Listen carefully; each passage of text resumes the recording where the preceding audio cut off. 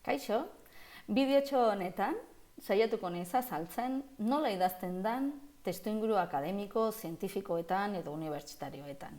Horrela, esaten den normalen akademiko-zientifikoa batzutan desberdintzen delako idazkera zientifiko-zientifikoa, formato zehatz bat daukalako, eta akademiko hitzak zabaldu egiten du eremua.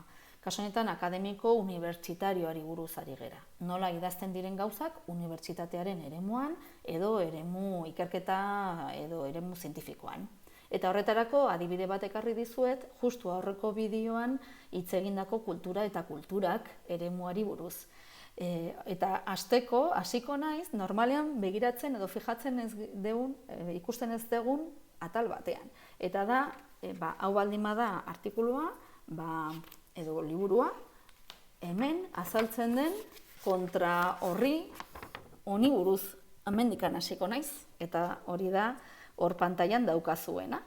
Zergatik begiratu behar diot liburuek daukaten, hemen dakat liburu bat irakurtzen dudanean enun baita referentziatzeko, ikusi behar dut, hemen zer jartzen duen, liburuaren kontra, horrela, kontra horretan, hemen ze jartzen duen begiratu behar dut, informazio ematen didalako noiz argitaratua den liburua eta baita ere ze lekutan argitaratu den.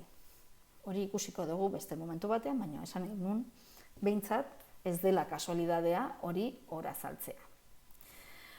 Orduan, hemen hasiko da, hor dago hiru kasu honetan separata bat da, holako separatatxo bat, liburu, erakutsi dizuedan liburuaren separata da. Separata bat da gaigarri bat, ondoren ateratzen dena. Eta hirugarren artikulua aztertuko dugu, kultura eta kulturak. Artikulu hau deskarga dezakezue internetetik. Artikulu hau zergatik aukeratu dudan? Berez ez delako oso gordina. Hau da, irakurtzen duzuenean gauza batzuk ulergarriak dira eta ez zaizkizue pilo bat kostako, baina aldi berean baditu elementu batzuk erakusten dutenak testua akademiko-zientifikoa dela. Hemen pixkat azaltzen da kulturaren inguruan eta ja hasten gera lehenengo orrialdean, artikuluaren lehenengo orrialdean, olako marka batekin.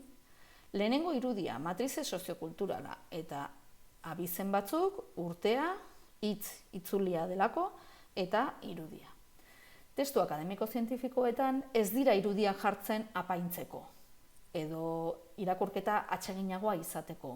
Testu akademiko-zientifikoetan irakurketa atsegina da interesatuta zaudelako informazioa edo ideiak ateratzeko, baina berez itxura nahiko gordina eta gogorra da. Horregatik, unibertsitatean hasten zeratenean, kosta egiten zaizue arreta mantentzea, irakortzen segitzea, ez dagoelako apaingarririk. Gehienez ere, modu beltzaranean izenburu bat, baina testuaren barruan ere ez ditugu negritak edo letra beltzak erabiltzen. Idazkera, letra mota xume bada, Arial edo Times New Roman edo agian berdana, baina ez gera jolasten letra tipoekin eta gero idazten dugu oso modu zuzenean, apaingarririk gabe.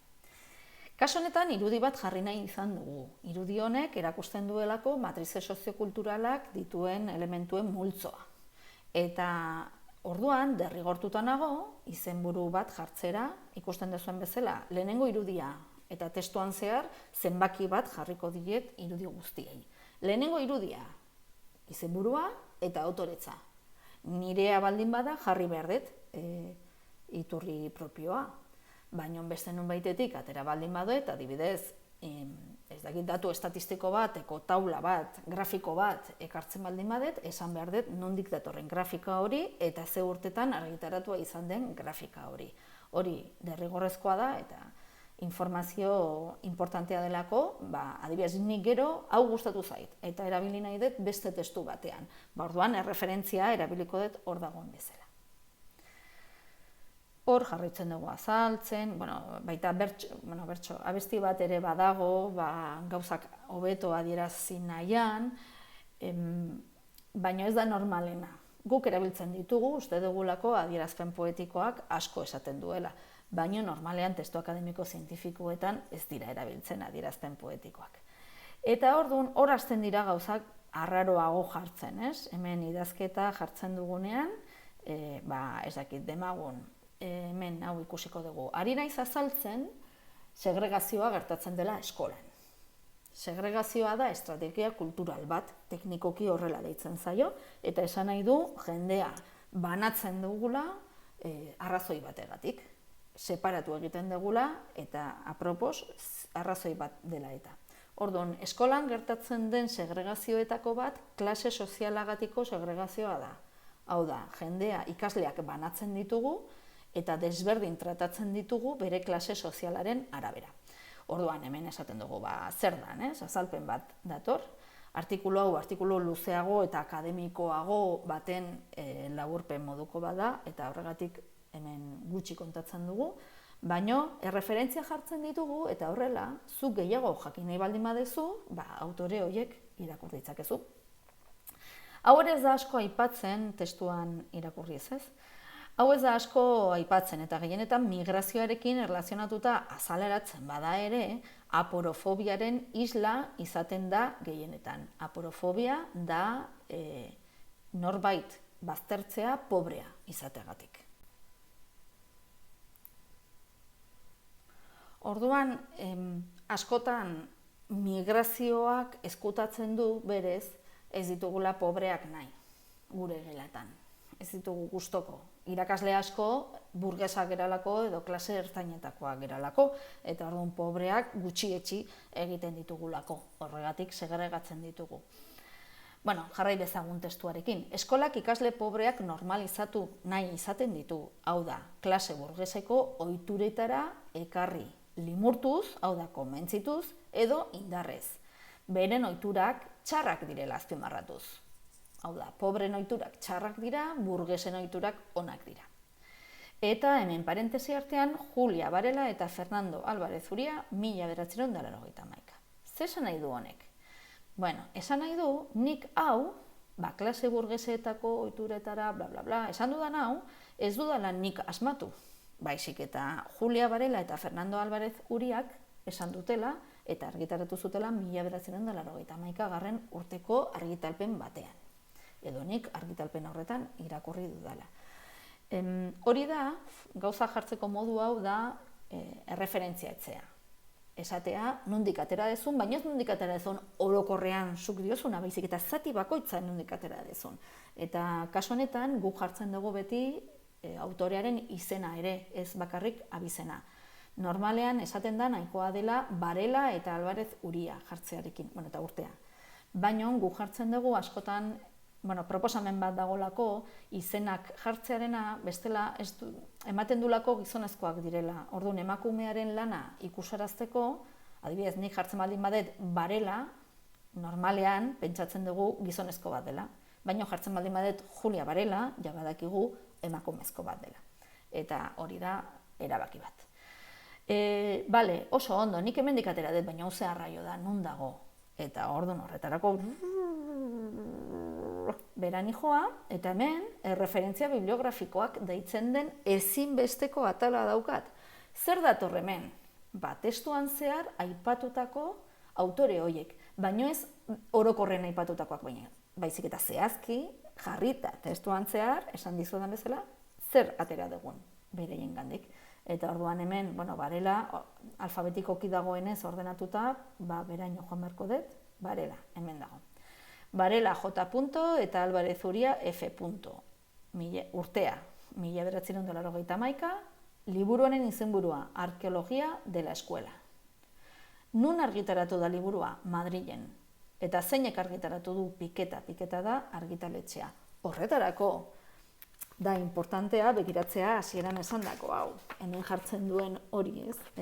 Portadaren azalaren ostean jartzen duen informazio hori, bertan jartzen duelako nun argitaratua den testu hori. Orduan, kasu honetan niri interesatu baldin bazait klase sozialen gaia, klase sozialak eta eskola, segurazki interesatuko zait irakurtzea liburu hau. Alde batetik horrela, ez dut plagiatzen, baizik eta errekonozitzen dut, aitortzen dut, norengandik hartu dudan informazio hori, eta gainera, norbaite jakinei baldin badun, zertan oinarritu nahi zen, badakigu nondik atera. Hemen ikusiko duzue, erreferentzia bibliografikoen zerrenda luze honetan, forma batzuk daudela. Parentesiak, kurtsibak, inizialak, estekak eta horrelako gauzak. Hau nola jartzen den da, ez da guk gustoko dugun forman. Ez da politiago edo itxusiago geratzeko, baizik eta arau batzuk daude jakiteko noiz jarri kurtsibak edo noiz jarri parentesiak. Eta gure kasuan, hezkuntzaren eremuan nagusitu den eredua da APA deitzen den forma, APA arauak. Gaztelaniaz deitzen dira normas APA. Eta jartzen baldin baduzue Googleen normas APA, hor informazio pilo bat azalduko zaizue. Orain ez naiz horretan geratuko. Soilik, esan nahi nizuen, hemen testuetan, testu akademiko zientifiko hauetan, autoretza aipatzen dudanean, adibidez, hemen jartzen dut, azalpen bat jartzen dut, eta gero parentesi artean, hainbat autore jarri ditut. Zergatik, autore hauek denak presente izan ditudalako nire testu hau eraikitzeko. Kasu honetan, bizikidetzaren azalpena emateko. Orduan, bizikidetzari buruz, gure ikerketa taldean edo artikulu honetan azaltzen den moduan, hobeto jakin nahi baldin badegu, proposatzen dizuegu autore hauek guztiak irakurtzea. Orduan horrela, funtzionatzen du gutxi gora bera horrelako lan honek. Badakit orokorrean nahiko bortitza dela, testuak geratzen direla nahiko dentsoak, ez? Baina horrela modu horretara nik ja trebatkuta nagoenez, nik ja badakit non bilatu informazioa eta nola erauzi informazioa, eta hori da, suposatzen dena, joan behar digula trebatzen unibertsitatearen lehenengo pauso hauetan, eta honekin momentuz nahikoa eta espero dut baliagarri izatea. Hurrengora arte, agur!